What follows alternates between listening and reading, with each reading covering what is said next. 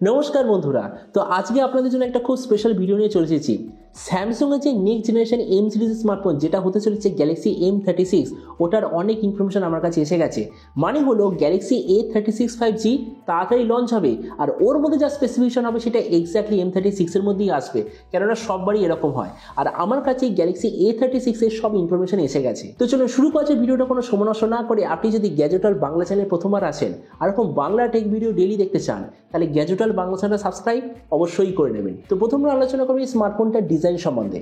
তো যেমন দেখতে পাচ্ছেন, এবার যে স্যামসাংয়ের যে এম সিরিজ বা ধরুন মিড রেঞ্জের এই যে স্মার্টফোনগুলো, তার ডিজাইন টোটালি নতুন হবে। মানে লাস্ট 2-3 বছর ধরে স্যামসাং যে ডিজাইন ব্যবহার করছে, এবারে আপনি একটা সম্পূর্ণ নতুন ডিজাইন দেখতে পাবেন। এর থিকনেস হবে 9.6 মিলিমিটার আর ওয়েট 209 গ্রাম। এর পেছন দিকে আপনি পাবেন টোটালি গ্লাস ব্যাক, সাইডে আছে প্লাস্টিকের ফ্রেম, আর ফোনটা আপনি সববারের মতোই 3 থেকে 4টে ডিফারেন্ট কালারে দেখতে পাবেন। ডিসপ্লের দিক থেকে এতে আছে 6.64 inch full HD plus 120 hertz super AMOLED display. তার সঙ্গে কত হার্জের টাচ সাবমিটেড আছে কোনো প্রপার ইনফরমেশন নেই। 1000 নিটসের brightness, 20:9 aspect ratio, 94% screen to body ratio. Display সার্টিফিকেশনে আছে HDR10+ সার্টিফিকেশন, আর তার সঙ্গে গরিলা গ্লাস ভিক্টাস প্লাসের ডিসপ্লে প্রোটেকশন। তার মানে সোজা কথা বলতে গেলে যে প্রাইস পয়েন্টে আসছে সেই হিসেবে ডিসপ্লেটা সত্যিই খুব ভালো।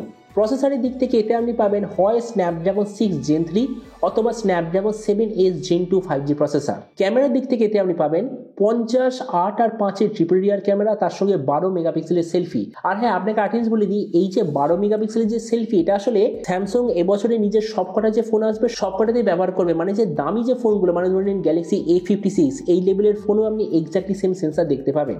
আর এর রিয়ার ক্যামেরার সঙ্গে আপনি OIS EIS দুটোরই অপশন পাবেন।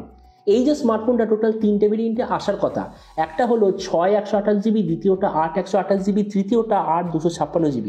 এর র্যামের কোয়ালিটিটা LPDDR4X, মেমোরিতে আছে UFS 2.2, যেটার সঙ্গে হাইব্রিড কার স্লটের অপশান। ব্যাটারিতে আছে 6000 mAh ব্যাটারি, তার সঙ্গে যে 25 ওয়াটের চার্জার সেটা আপনাকে আলাদাভাবে নিতে হবে।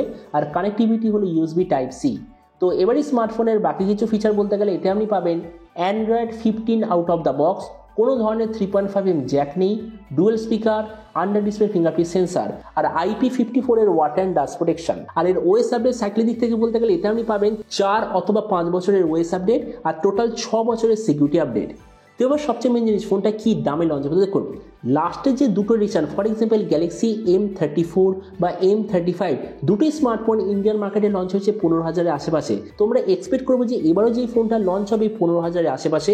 আর এরপর আপনি যদি ভিডিওটা বাংলাদেশে যদি দেখে থাকেন, তো বাংলাদেশটা লঞ্চ হওয়ার কথা যতদূর মনে হচ্ছে ওই ধরনের 27, 28 বা 27 থেকে 30 বাংলাদেশি টাকার মধ্যে সব ধরনের ট্যাক্স নিয়ে। তো এবার সব ভিডিওর মধ্যে এটা আপনাকে জানাবো, এই যে স্মার্টফোনে যে আসতে চলে, যেটা কি প্রাইস পয়েন্টের মধ্যে সবচেয়ে ভালো, নাকি এর চেয়ে বেটার অন্য কোনো স্মার্টফোন অ্যাভেলেবেল আছে। দেখুন, আমরা যদি এই মুহূর্তে দেখি, তো 15,000 টাকায় অলরাউন্ড ক্যাটাগরিতে একটাই ফোন আমি বলবো এর সঙ্গে কম্পেয়ার করবে, সেটা হলো পোকো M7 Pro 5G। আমি নিজে ওটার রিভিউ কয়েক সপ্তাহ আগে কমপ্লিট করেছিলাম।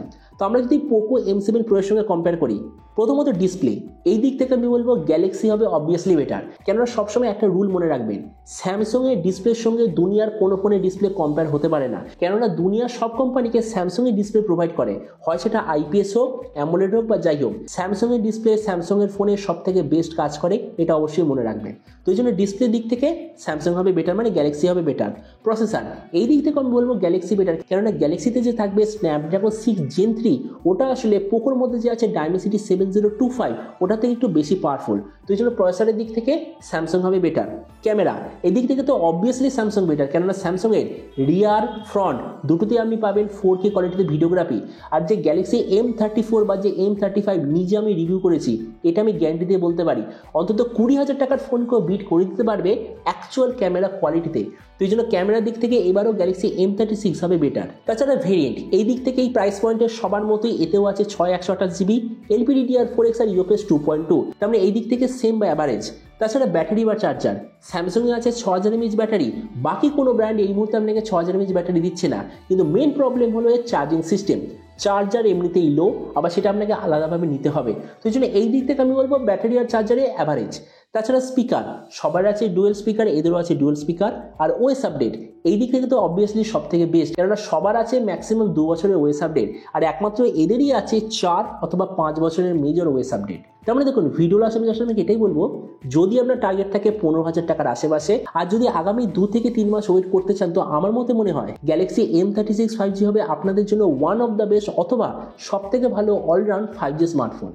তো এবার আপনি সকল সময় অবশ্যই জানবেন এই যে স্যামসাং তো নতুন ফোনটা যে আসতে চলেছে, তো আপনি কি এই দামে এটা নিতে চান নাকি অন্য কোনো স্মার্টফোন আপনি চুজ করতে চান, এটা সম্বন্ধে নিচে কথা বলতে আমাকে একদমই ভুলবেন না। তো চলুন দেখা হবে আগামী কোনো একটা টেক ভিডিওতে। Till then stay tuned and always remember, think positive, be positive. Thank you.